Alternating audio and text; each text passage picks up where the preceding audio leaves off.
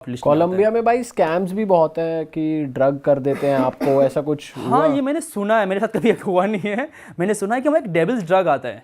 अच्छा। अभी एक बहुत सारे इंस्टाग्राम वायरल्स आ रहे थे कि एक्चुअली अमेरिकन को टारगेट ज़्यादा करते हैं, ठीक है वो। तो वो अमेरिकन को टारगेट करेंगे मोस्टली। वो आपको पता नहीं कौन सा ड्रग सुखा देंगे, आपको टिंडर बम्बल पे लड़कियाँ मिलेगी, आप उस पर स्वाइप करोगे, लड़की आपके घर पे आएगी, आपको वो ड्रग सुखा देंगे, और पता नहीं ड्रग सुनने के बाद पता नहीं आप क्या हो जाते हो कि आप कॉपरेट करते हो उस बंदे के साथ। मैंने ये स्टोरी सुनी है कि आप खुद ही बैग पैक कर रहे हो उस बंदे का, लाइक ओके ये सारा बैग लेके जाओ, एटीएम पिन बता रहे हो आप, हाँ। फोन दे रहे हो, वशीकरण हो गया एक तरीके से। तो एकदम वशीकरण कर लिया उन्होंने।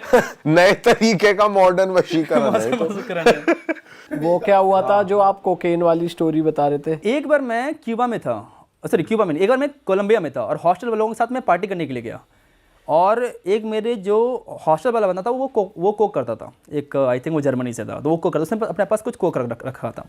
तो पुलिस रास्ते में भी रोकती है। पुलिस ने देखा, सबको चेक किया पॉकेट वगैरह, उसके बंदे से कोक मिला। बोलता ये क्या है? पुलिस बोल रहा है, ये बोलता नहीं ये तो ऐसे ही मेरा दवाई है, कोक नहीं है, कुछ नहीं है। पुलिस ने जो किया मैं हैरान था।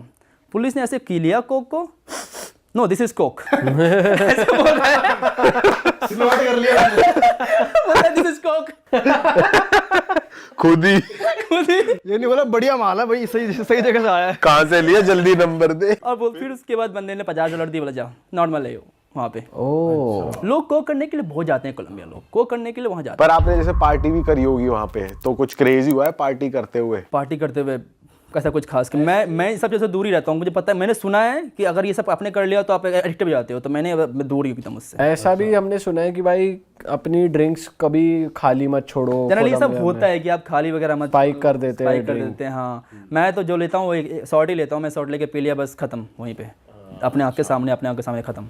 हाँ भाई, ये बेस्ट चीज़ है, सबसे बेस्ट है। और अगर हम उन कंट्रीज़ को, जैसे ये हो गई कोलंबिया हो गई, उधर वाली कंट्रीज़ को यूरोप से कंपेयर करें तो क्या कल्चरल डिफरेंस या लोगों में डिफरेंस देखा है? वहाँ पे ज़्यादा वार्म और हैप्पी दिखते हैं मुझे, कोलंबिया, पेरू, सब कंट्रीज़ में हमेशा डांस करते रहेंगे स्ट्रीट्स पे, यहाँ हर जगह डांस चलते रहेगा उनका।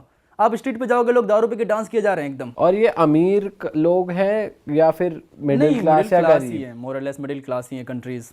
पर कैपिटल इनकम मोर और लेस सेम इंडिया के आसपास होगी। अच्छा, और इंफ्रास्ट्रक्चर वगैरह, पब्लिक ट्रांसपोर्ट वगैरह कैसा? वो सब भी मोर और लेस इंडिया की तरह होगी, या थोड़ा सा इंडिया से बेटर। ऐसा नहीं कि यूएस तो कुछ नहीं, मतलब चाइना के लेवल के से ऐसा कुछ नहीं। हाँ। तो हिचहाइक यहाँ पे भी करी आपने? मैंने ज़्यादा वहाँ पे टाइम बिताया, हिचहाइक मैंने नहीं किया था उस वहाँ पे, क्योंकि वहाँ पे सब डेंजरस हो जाते हैं। थोड़ी लूट पाट, मर्डर्स वगैरह ज़्यादा है कंपेयर टू अदर कंट्रीज़। और जब आप इसको यूरोप में देखते हो तो वहाँ के लोग आपको कैसे लगते हैं ओवरऑल? यूरोप के लोग अच्छे हैं, हेल्पफुल हैं, फ्रेंडली हैं, बट वो हॉस्पिटेबल नहीं है। वो अपनी लाइफ में बहुत ज़्यादा बिजी है, राइट। वो अपॉइंटमेंट, उनको अपनी कंट्री भी बहुत ज़्यादा महंगी लगती है, उनको अपने पब्लिक ट्रांसपोर्ट, उनको अपनी चीज़ें भी बहुत एक्सपेंसिव लगती है। वो दूसरे की तो क्या सेवा करेंगे, तो वो हॉस्पिटेबल नहीं है। बहुत फ्रेंडली तो है, अगर आप किसी से जाओगे रोड से पूछ लो कि भाई ये बता कहाँ है, वो तुम आपकी हेल्प कर देगा। बट यही डिफरेंस है ईरान और यूरोप में, कि आप रोड पे जा रहे हो, आप बोल रहे हो कि ये लोकेशन कहाँ है, ये बता देगा ये रहा।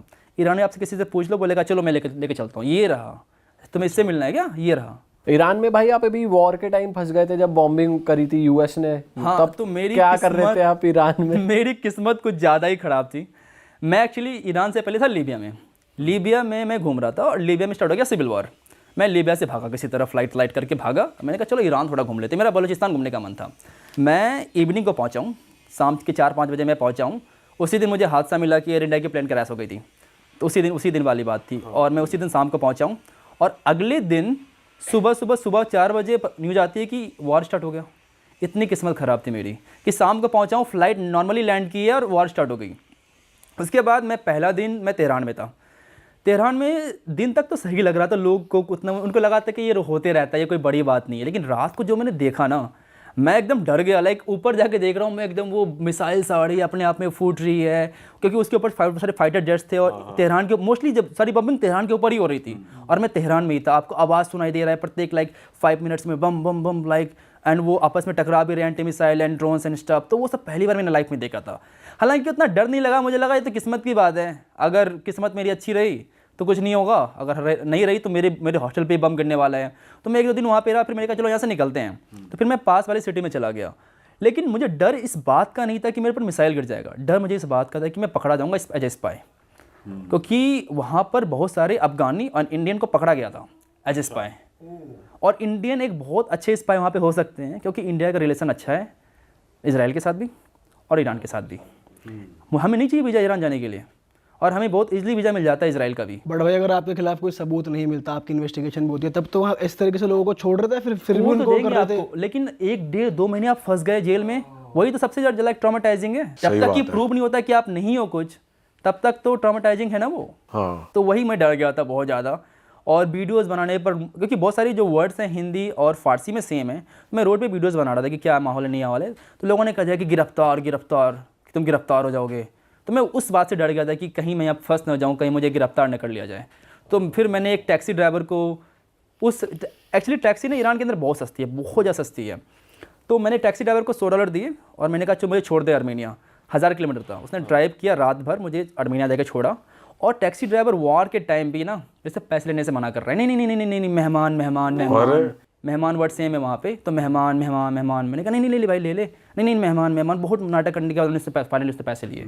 ओह। और भाई इस दौरान तुम्हारे घर में बात हो रही थी, तो घर वाले क्या कर रहे थे आपसे? घर वाले को मैंने नहीं बताया था ये बात, क्योंकि झूठ का परेशान हो जाएंगे, तो मैंने नहीं बताया था कि मैं ईरान के अंदर हूँ। भाई वगैरह को बता दिया, मैंने घर वाले को नहीं बताया। इसके मैं मेरा एक फ्रेंड था उसको बता रखा था मैंने कि इन केस ये मेरा लाइव लोकेशन रहा, बट मैंने घर वाले को नहीं बताया था। मैं 2-3 जो फ्रेंड्स हैं, अपने जो फ्रेंड्स हैं उनको मैं, जो ट्रैवलर फ्रेंड हैं उनको मैं अपना लाइव लोकेशन में शेयर कर सकता हूँ हमेशा 24/7। और इस टाइम खाना वाना कैसे मैनेज किया आपने? एक्चुअली बहुत अच्छे लोग थे, मैं बता रहा हूँ, मुझे कम से कम 20-25 इंस्टाग्राम मैसेज आए होंगे अलग अलग लोगों से कि आ जाओ मेरे घर पे, आ जाओ आ जाओ मेरे घर पे, आ जाओ आ जाओ मेरे घर पे आ जाओ। और सब लोग मुझे घर पे बुला रहे थे कि मेरे घर पे आके रह लो, कोई दिक्कत नहीं है। ओह। इस टाइप पे लोग। भाई हमने ऐसा सुना है कि जो ईरानियन गर्ल्स हैं वो परेशान है अपने देश में और वो निकलने के लिए शादी करती हैं बाहर की कंट्रीज़ के लोगों से। आप क्योंकि वहाँ रह चुके हो, आपने ये चीज़ नोटिस करी है कि विमेन को दबाया जाता है या बहुत प्रॉब्लम होती है उन्हें? बेसिकली बात ये है कि ईरान के अंदर सैलरी बहुत कम है बहुत ज़्यादा सैलरी कम है। आप मेहनत करोगे कि महीने आपकी सैलरी $25, $30, $50 तक आपकी सैलरी है। $50 कितने होते हैं? 4000 रुपये महीने का? महीने का। और तो वो 4000 रुपये में कुछ भी कर लें, बाहर नहीं निकल पाएंगे। कंट्री बहुत ज़्यादा सस्ती है, बहुत ज़्यादा सस्ती है। लिटरली मैं पेट्रोल कितने $2 लीटर है, $2 वहाँ पेट्रोल होगा और गाड़ियाँ सस्ती मिल जाती है। आपको टैक्सी, आपको 10 रुपये की टैक्सी मिलेगी, कहाँ मिलती है इंडिया में 10 रुपये की टैक्सी? आपको जाना है 10 रुपये में आप चले जाओगे 5-5 किलोमीटर, 10-10 किलोमीटर। मेट्रो 2 रुपये की है, तो सस्ती इंडिया से, बहुत ज़्यादा सस्ती है इंडिया से वो।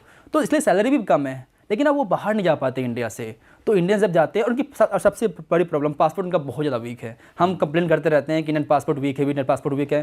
कंपेयर टू उनका पासपोर्ट देखो इतना वीक है, कहीं जा ही नहीं सकते बेचारे। हाँ, सही बात। कहीं नहीं जा सकते बेचारे। Correct.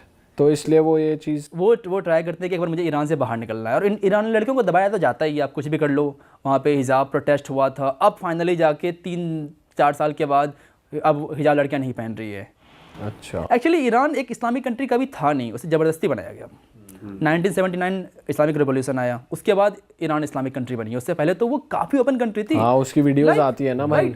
Afghanistan for example, Afghanistan is the party place like Bangkok. 1970s में अच्छा, काबुल सुना है कि बैंकॉक की तरह पार्टी प्लेस था ये। अरे वाह, आपने ये वीडियो यहाँ तक देख ली भाई, तुमने हमारी मेहनत सफल कर दिया। तुम ही लोग हो असली रियल हिट।